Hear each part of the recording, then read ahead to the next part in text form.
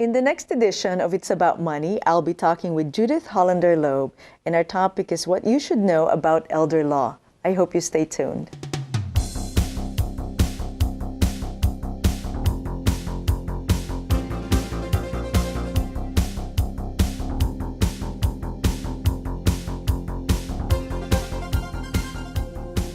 Hello and welcome to another edition of It's About Money. I'm Nannette Nocon and thank you for joining us. My guest is Judy Loeb, known formally as Judith Holender Loeb, and she's a certified elder law attorney by the National Elder Law Foundation. Thank you very much for being here. Thank you for inviting me. Now, as a financial advisor, when I think of elder law, I think of three topics: Medicaid and long-term care, estate planning administration, and then guardianship. To what extent do you dive into these three areas? I primarily focus on the combination of lifetime planning for people who have chronic illnesses or disabilities. Even though the practice is called elder law, I have always included representation of people who have developmental disabilities or their parents for their planning, for people who have an onset of a disability under age 65.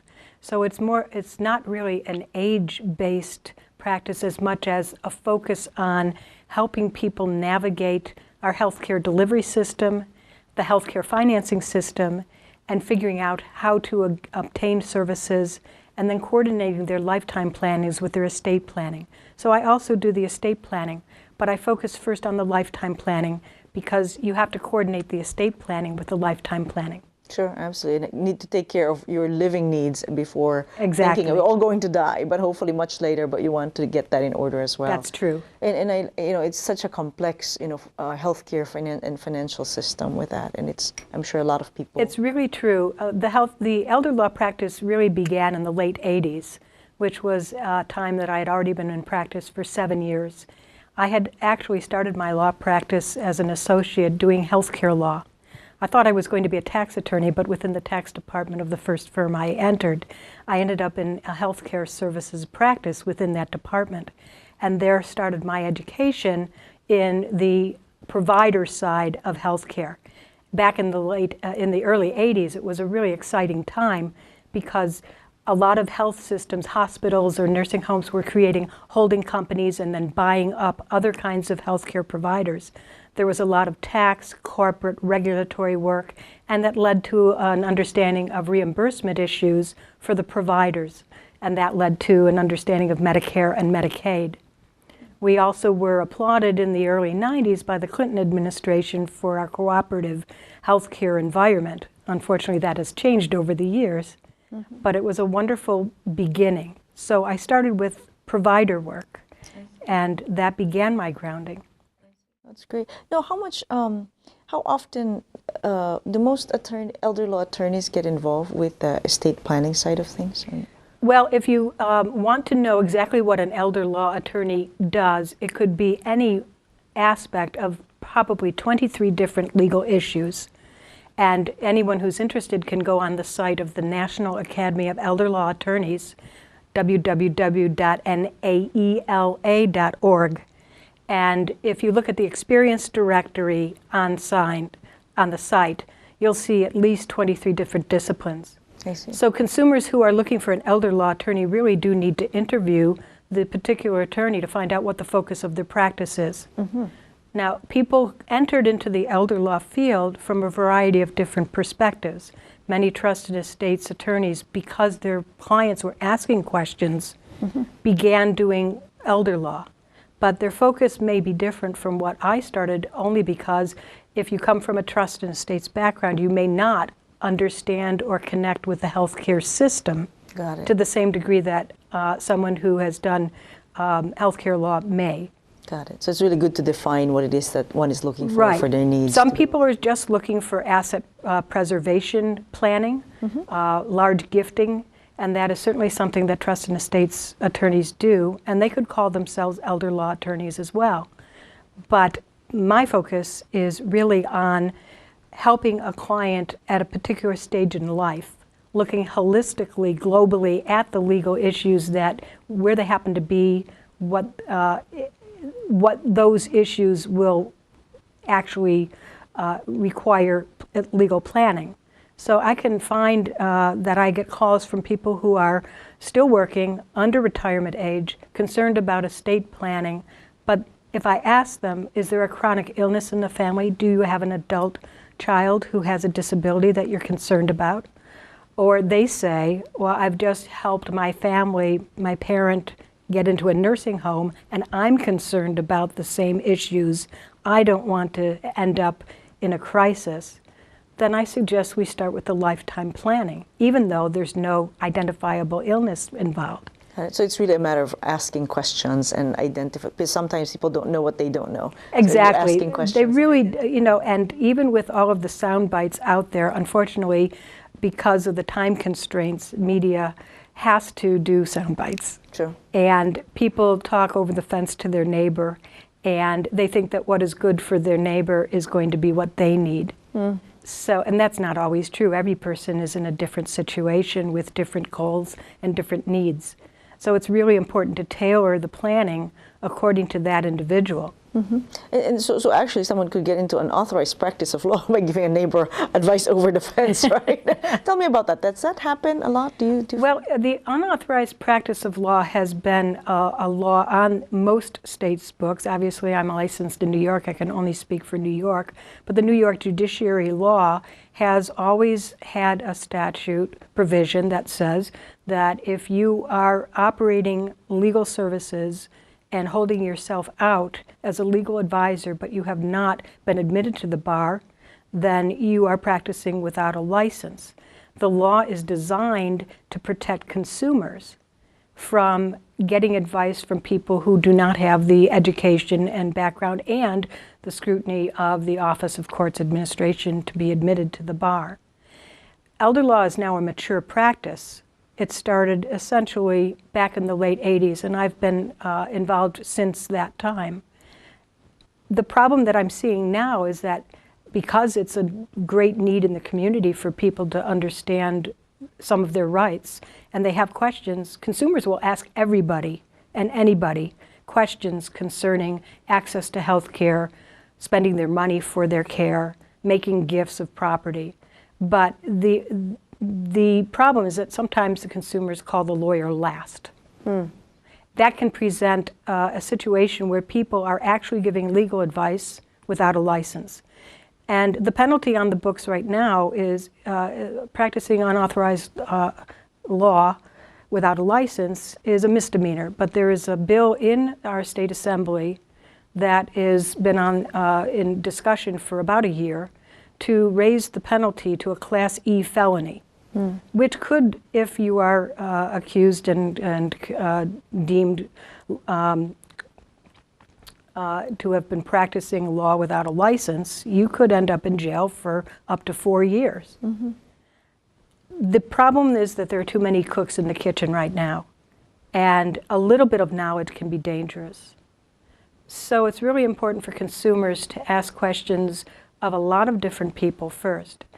What I bring to the table with my experience is that having started with provider work and done provider work, I then started for about 3 years doing a lot of HMO and insurance legal work.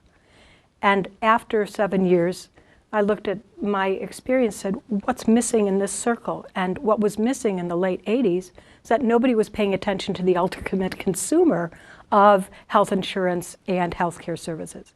So that's when I started my practice, called it elder law. And it was, what I can bring to the table is that I understand the party lines and the interests and needs of every stakeholder in the community. So when a provider tells a client, you need to take your mother out of the hospital now, and we can't keep her here, they don't know that there's a lot of opportunity for advocacy at that stage, and they don't necessarily have to say, okay, I will, because that can cause a lot of hardship and problems. I see. So if someone is finding themselves dealing with an elderly parent, friend, whomever, and it's a situation that may be difficult in whatever it might be, either going into a long-term care facility, coming out of one, hospital, whatever they ought to There are a lot of confusing choices, and everybody has a job to do, and I know and network with a lot of people in the industries. And for example, the social workers in the hospitals and nursing homes do a wonderful job, but they represent the facility. They don't really represent the individual who is there for a short period of time or who may have to be admitted for a permanent placement.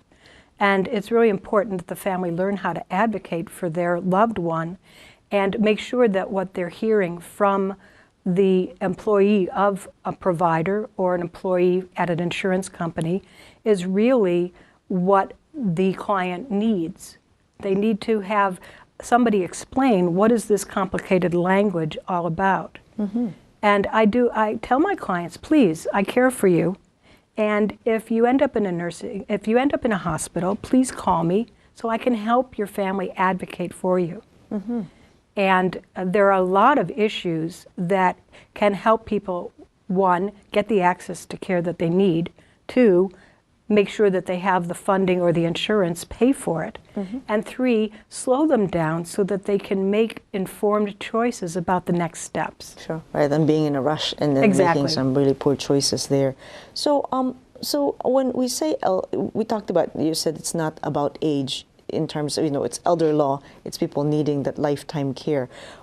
When should someone approach an attorney besides the issue of crisis, if you will? Should someone be approaching an elder care attorney when their parent, like my mother is 70s, very healthy and no issues? It probably wouldn't be appropriate for us to be looking at that. I mean, or is it? Well, I say it's always easier to plan before a crisis. And knowledge is power. And planning before a crisis means that you have the leisure and the emotional distance to really think about what your goals are in life, what your wishes are, and to set the stage or the blueprint for what if something does happen. So the sooner someone gets that information, the more empowered they will be to pave their own path.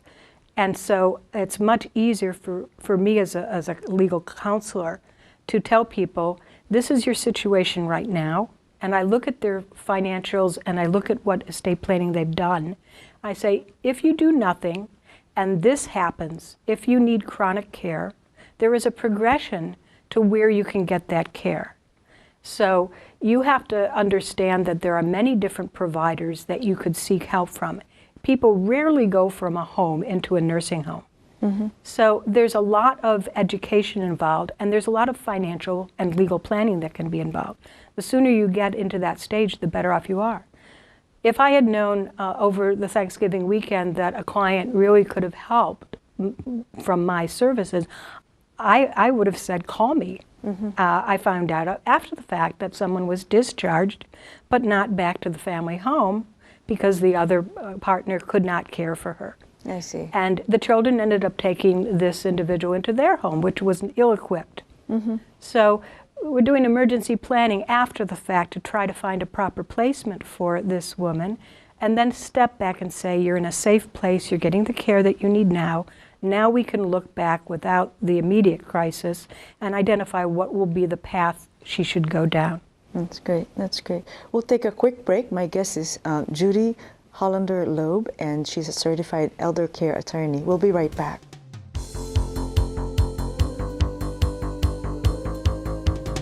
Things can come and go quickly these days, but one thing has been sure and steady, and if you haven't noticed, it's been on the air for over 10 years now. Nannette Nocon has been a Rochester Public Access television fixture. With her highly accredited financial background, viewers are sure to learn some tips of the trade. Her show, It's About Money, has been educating, informing, entertaining, and inspiring viewers since 1996. She and her guests have been giving valuable advice on how to invest, spend, and save your hard-earned money. And who's not interested in money? So tune into your public access station for a new monthly episode of It's About Money for Rochester's finest in finance.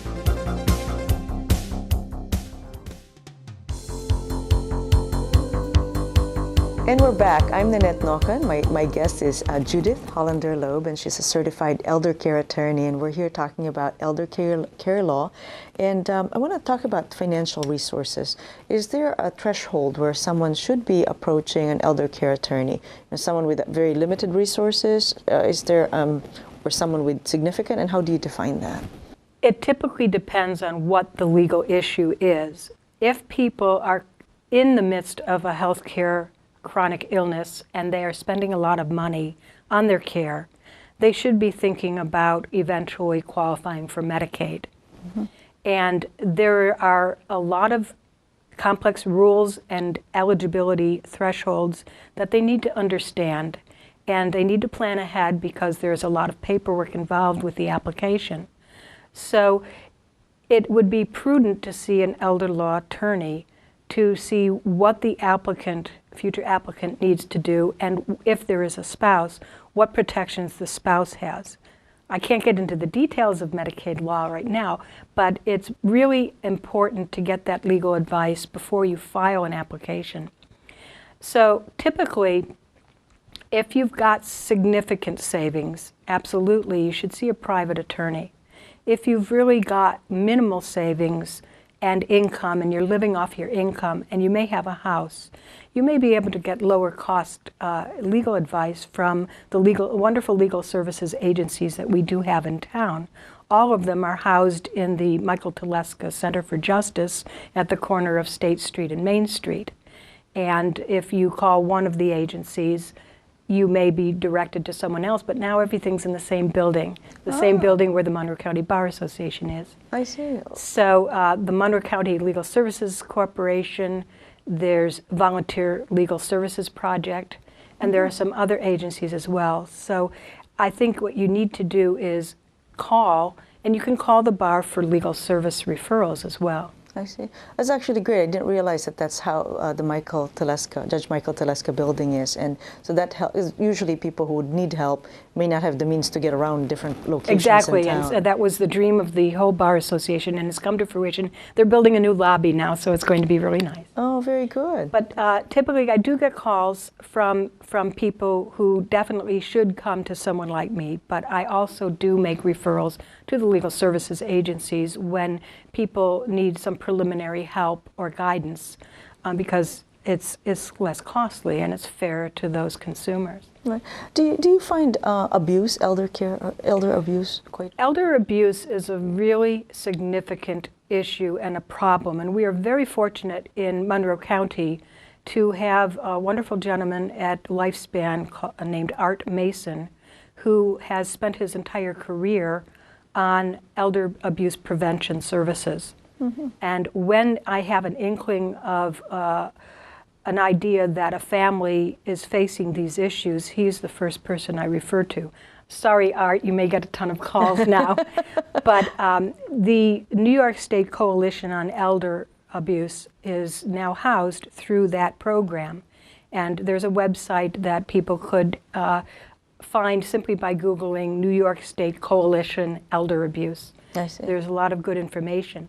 It's critical to deal with the issues of elder abuse very carefully. And I have a very sad story in my early years where I met with a family who had a serious problem with a relative living with the elder. And they really wanted to get him the help he needed. It was a mental illness situation. And I said, please get the help because you need to extricate yourself from this circumstance very carefully because you are in physical danger. And unfortunately, it didn't work out that way, and the relative actually killed the father. Oh my goodness. It was horrible. It was horrible. And it was devastating to me because it was a matter of timing. Could you get the help at the proper time to keep yourself safe but also care for your person in need? Hopefully that is that's not a normal situation. Sure. And that's the extreme of abuse. The end result is death. But then there's other abuse that happens as well, right? There's a lot of hidden abuse, and abuse can be all kinds. It can be verbal abuse. It does not have to be physical abuse. It could be putting someone in isolation and removing access to that person by other family members.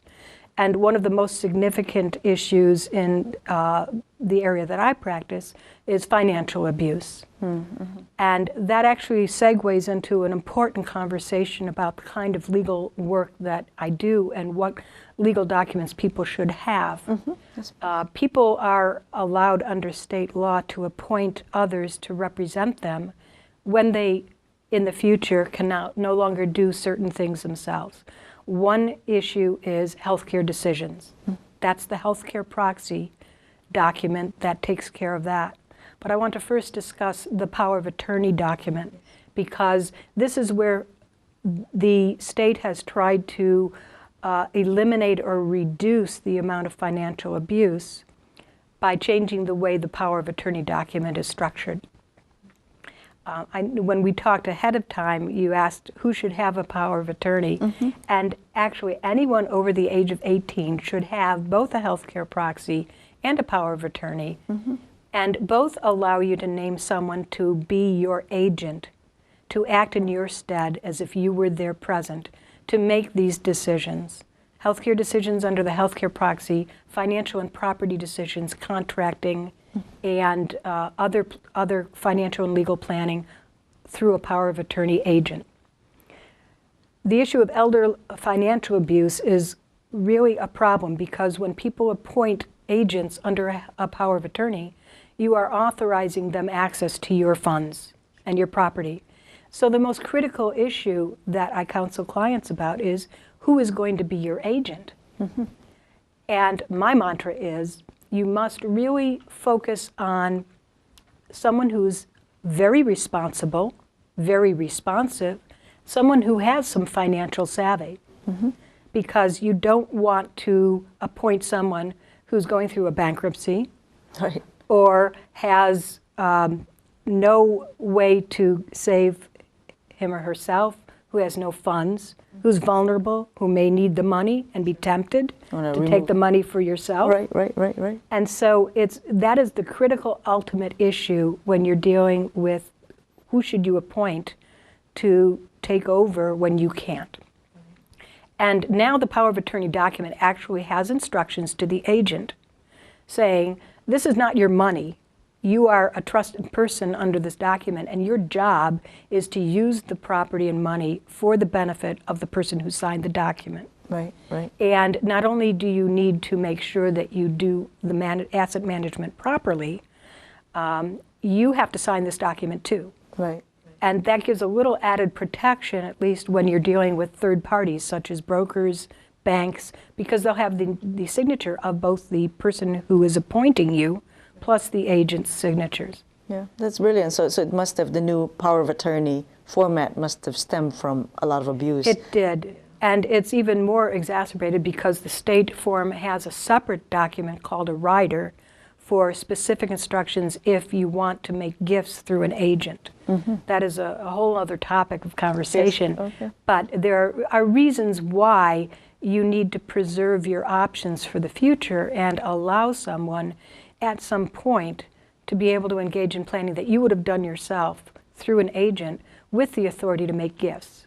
It relates to tax issues, it relates to Medicaid issues, and it's critical that you talk to an attorney who is knowledgeable in this area to make sure that you understand the document and all the issues involved with signing it. Mm-hmm.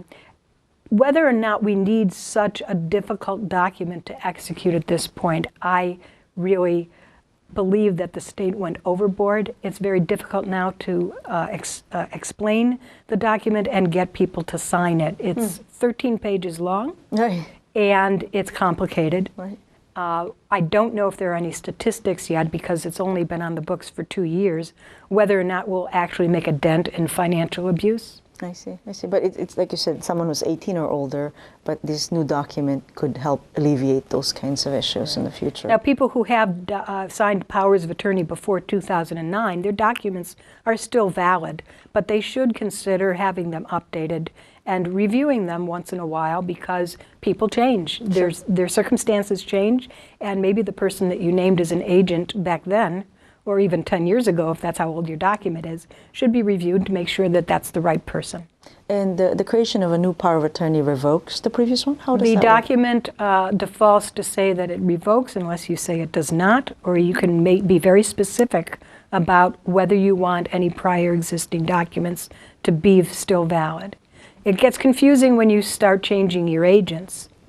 Because then you might have conflicting people saying that they're on first. Yeah, right, that's right. And that can present a huge problem. But if someone had granted an older power of attorney, they really can't revoke it unless they create a document that revokes it. Yes, if you truly need to revoke a prior document, then you must do so affirmatively.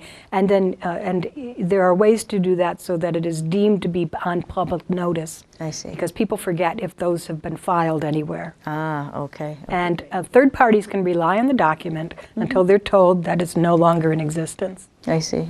Interesting. And then how important is it, you talked about somebody who could coordinate things, how important is it to have an advisor shepherd the process? There's just so many things, like you talk about the documents, healthcare proxy, power of attorney, the meandering of the healthcare and financial system. How important is it to have someone coordinate all that? And is an attorney, an elder care attorney, the appropriate individual most of the time or all the time? How would you? That's a wonderful question, and it's always been part of my practice philosophy to create for the client a team approach with their advisors. Many people come to me and they don't know that there are private social workers, geriatric care managers who can help them navigate the placement issues of where do you go if you cannot live safely in your home anymore? What are the choices? Who has a bed available? And when we say a bed available, we could be talking about an apartment at an adult care home, or a room at an assisted living facility, or strictly a bed at a nursing home. That's the language. What I do is I identify where my client is in the spectrum of healthcare delivery services and what they need, and then I can help refer them to someone who can do their legwork and help them make those choices. And of course, as you mentioned earlier, the sooner you start the process before the crisis, the more informed and knowledgeable you can become. You have time to go visit these places and make a decision that if the time comes, this is where I would like to be. And then what I do is coordinate that planning so that I make sure that my client understands the financing mechanism of each type of potential living situation. It's one of those uncomfortable subjects, but it's good to discuss it, even if it's so far out. Somebody's healthy. It really doesn't click in families until you're really faced with it within the family, and then all of the information you might have read or heard in a consult with a lawyer comes true and really hits home.